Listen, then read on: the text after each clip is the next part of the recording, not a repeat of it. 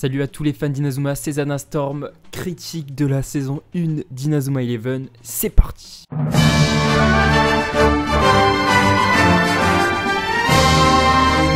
commence tout d'abord par le scénario, alors qui est dirigé par le tournoi Football Frontier, donc ça c'est vraiment le cœur du scénario. Et puis on a des sous-intrigues, alors on a l'histoire de Bobby, on a Redark, Jude et Axel. Donc bon, pour le tournoi du FFI, c'est pas un scénario vraiment ouf puisque forcément on se doute bien qu'ils vont gagner tous les matchs. Du coup, le seul rebondissement qu'on a eu, c'est la Royal Academy qui perd contre le collège Zeus. Donc ça, je pense que personne ne s'y attendait. La meilleure équipe du pays depuis 40 ans qui perd en plus avec un gros score.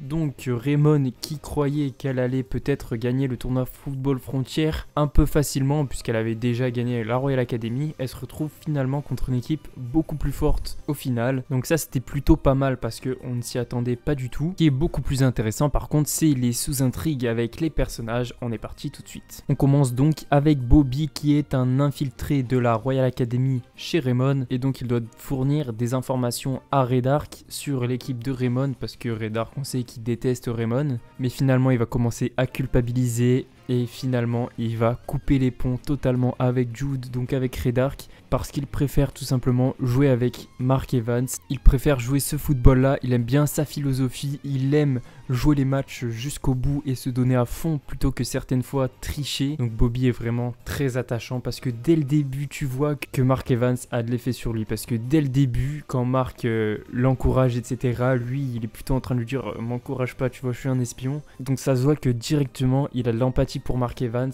parce qu'il sait que du coup il est en train un peu de le trahir, et donc dès le début on voit que Bobby a un bon fond. Il pourrait juste faire l'espion et puis c'est tout, en fait non, il en profite, il fait tous les entraînements à fond, il se donne à fond dans les matchs. Donc cette partie-là était vraiment cool. Redark, alors le méchant de cette première saison, alors lui t'as un peu l'impression que c'est le mec intouchable. Tout le monde sait qu'il fait des crimes, qu'il fait des magouilles à chaque fois, peut-être qu'il peut acheter les arbitres, etc. Mais personne arrive à l'avoir. Donc forcément ça rajoute un peu du piment à la saison, parce que du coup nos personnages, même s'ils ont envie de gagner les matchs, ils se disent ouais mais peut-être tu vas vouloir me buter quand même, donc pour un match de foot c'est quand même chaud. Et après finalement t'as ce côté de Redark qu'on connaît, c'est-à-dire que même si c'est un grand méchant, eh ben il a quand même un petit bon fond.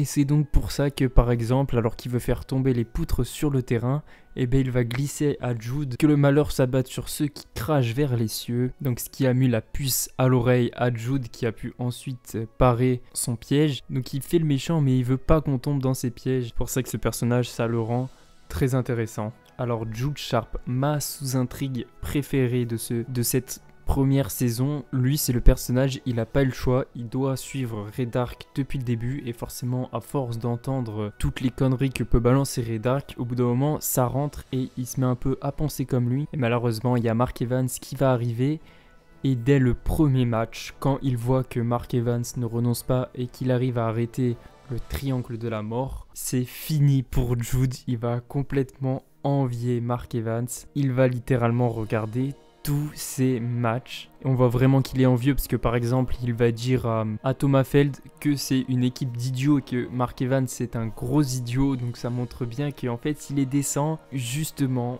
parce qu'il a envie d'être à leur place, parce qu'il les envie. Et forcément quand il voit la Royal Academy perdre et que là il y a Raymond, il sait qu'il peut se faire transférer à Raymond. Là je pense que c'est un de mes passages préférés de tout Inazuma Eleven, quand il rejoint Raymond, parce que t'as Jude, c'est le mec trop fort de la saison 1, c'est le mec le plus fort peut-être de la saison 1, et toi en plus tu vois Mark Evans, tu sais que Jude il a envie de rejoindre Mark Evans, et là quand tu le vois rejoindre Mark Evans, putain t'es vraiment trop content quoi. Donc ce passage là est vraiment trop bien, donc toute l'intrigue autour de Jude et tout, vraiment c'est hyper cool. Après, petit bémol, il y a du coup cette relation avec Celia qui est en fait sa sœur. Alors là par contre j'ai un peu moins aimé, j'ai pas trop compris pourquoi ils voulaient nous mettre ce lien là. Franchement j'ai trouvé que ça rajoutait rien à la saison etc, c'était vraiment inutile. Je pense que sa seule utilité c'était du coup de voir Mark douter sur le terrain, de voir que comment Redark a pu embrouiller l'esprit du capitaine pour qu'il n'arrive pas à se mettre dans son match et qu'il se fasse recadrer par Axel. Donc ça c'était un moment plutôt cool, mais à part ça cette relation j'ai pas trop aimé. Et on va finir sur Axel Blaze avec l'intrigue qui me plaît le moins, puisque les gars, qu'on se le dise, ça tient pas debout. Que tu arrêtes de jouer au football parce que ta sœur a eu un accident pendant qu'elle se rendait au match, ça n'a aucun sens. En plus, sa sœur, elle voulait qu'une chose, c'est que lui, il joue au foot, donc elle voudrait qu'il continue. C'est ce qu'il a compris après. Donc ça n'a vraiment aucun sens. Ce qui aurait été plus intelligent, par contre, c'est qu'il apprenne plus tôt que c'est Redark qui a causé l'accident de sa petite sœur. Là, par contre, ça tiendrait carrément debout. Parce que s'il savait ça avant, dès le début, ça voudrait dire que s'il joue au foot, Redark s'en prend à sa petite sœur. Du coup, il vaudrait mieux qu'il arrête de jouer au foot. Et là, ça aurait carrément du sens. Alors que là, il apprend que c'est Redark que avant le match contre Zeus, un peu avant. Donc malheureusement, tout le truc avec Julia, c'est pas ouf. Par contre, les conséquences de ça, du fait que il ne veut pas jouer au foot, c'est extraordinaire. Que Marc, il voit un mec, il se dit mais c'est un vrai monstre. En plus, il le sauve un peu. Et tu vois, il a qu'une envie,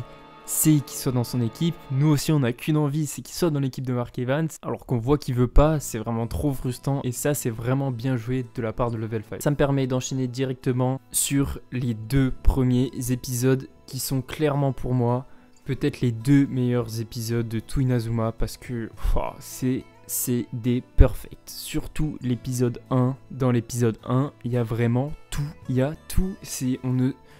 On ne s'ennuie pas du début à la fin. Si tu tombes sur l'épisode sur YouTube et que tu lances sans faire exprès, t'es obligé de regarder jusqu'à la fin. Présentation du méchant, Redark. T'as la présentation de Mark Evans où tu vois que c'est un fou du football, personne veut s'entraîner. Et lui, il est tellement chaud que du coup, il va sur le terrain des petits. Directement, il s'embrouille avec des mecs. Tu découvres un personnage de folie, Axel Blaze, qui apparemment a une frappe de malade. T'as les enjeux parce que Mark découvre que s'il gagne pas le prochain match, le club est totalement dissous. En plus, c'est contre la meilleure équipe du pays. En plus, lui, il y croit alors qu'en plus, il n'a que 7 joueurs. Après, tu vois, son entraînement, c'est totalement un malade. Il s'entraîne à arrêter un pneu. Donc l'épisode 1, il y a beaucoup trop de trucs dedans. C'est vraiment un perfect. Et l'épisode 2, rien que pour ce moment, je pense que c'est le moment le plus légendaire de tout Inazuma Eleven. T'as Axel Blaze qui décide de jouer, de craquer en voyant la volonté de Mark Evans. Il craque, il prend le ballon, il rentre sur le terrain. Et il fait confiance à 100% à Mark Evans. Il le voit, il voit qu'avec son mental, il sait que Mark Evans va arrêter le tir. Donc c'est pour ça qu'il part en attaque. Et là, la Royal Academy lance leur meilleure frappe qu'ils ont mis longtemps à faire, le triangle de la mort. Et Mark Evans y croit. Il voit directement la confiance qu'a Axel Blaze et du coup il sort la main céleste, il arrête et là forcément il fait la passe à Axel Blaze. Et là c'est le moment que tout le monde attendait, il nous sort sa tornade de feu et il marque un but à la grande Royal Academy. Donc tout le monde est bouche bée, tout le monde a vu Axel Blaze, tout le monde a vu sa tornade de feu. En plus, Mark Evans a fait un sale arrêt alors que depuis le début du match, il se fait malmener. Ces 2 premiers épisodes, c'est vraiment des pépites. Alors maintenant, une des choses les plus importantes, les matchs. Alors les matchs sont tous incroyables parce qu'ils sont tous différents. À part le premier match contre la Royal Academy qui peut ressembler au dernier match contre Zeus. Le deuxième contre Occulte avec les joueurs qui ne peuvent plus bouger. Donc ça, trop cool, trop bien pensé. Ensuite, t'as le match contre Wild. Du coup, là où tu vois déjà que Mark Evans c'est un gros monstre hein, parce que y a que lui en fait. Hein. Tous les tirs, il les arrête tous. L'équipe, on a l'impression qu'elle sert à rien. Et tu vois du coup tout le match à travers les yeux de Jack. Donc ça, c'est vraiment trop cool. Le personnage de Jack qui est un peu développé. Du coup, il a peur de pas réussir, etc. Et en fait, du coup, on a une morale à la fin, comme tous les matchs en fait de cette saison, on a une morale. Et la morale de ce match, c'est tout simplement de ne pas se demander si on va y arriver, mais comment on va y arriver, comme le dit Mark Evans. Et c'est aussi qu'il faut croire en ses coéquipiers. C'est pour ça qu'ils ont gagné le match, parce que les coéquipiers se démenaient parce qu'ils croyaient en Jack, ils savaient qu'il allait réussir et c'est finalement ce qu'il a fait, donc ils ont tous eu raison. Ensuite, le match contre Cybertech, où Raymond a l'impression qu'ils ne peuvent pas gagner puisque tout simplement les joueurs adverses savent ce qu'ils vont faire et ils vont se battre jusqu'au bout. Donc là, la morale, c'est qu'on ne peut pas prédire à l'avance qui sera le gagnant d'un match, que accessoirement aussi, il ne faut pas tricher comme font l'équipe adverse. Le match contre la Royal Academy, du coup, qui est incroyable parce que la Royal Academy ont pris le collège Raymond au sérieux et se sont entraînés pour faire une technique contre la main céleste, Mark Evans qui va tout donner, etc. Et donc là, la morale de ce match, c'est qu'avec de l'entraînement, on peut battre n'importe quelle équipe. Ensuite, tu as le match contre Shuriken qui est pour moi en dessous de la saison. Déjà, il y a l'intrigue autour de Nathan. On n'y croit pas du tout parce que est-ce que Nathan va arrêter le football frontière alors qu'ils sont en phase finale? C'est impossible, on n'y croit pas du tout. Donc ce truc autour de Nathan, au début, ouais, t'es dégoûté. Tu dis, si il arrête après le football frontière, tu vois, on aurait tous été dégoûtés. Mais pendant, on n'y a pas cru une seconde, clairement. Et donc à part ça, il n'y avait rien. Le match était pas ouf, hein, on va pas se le cacher.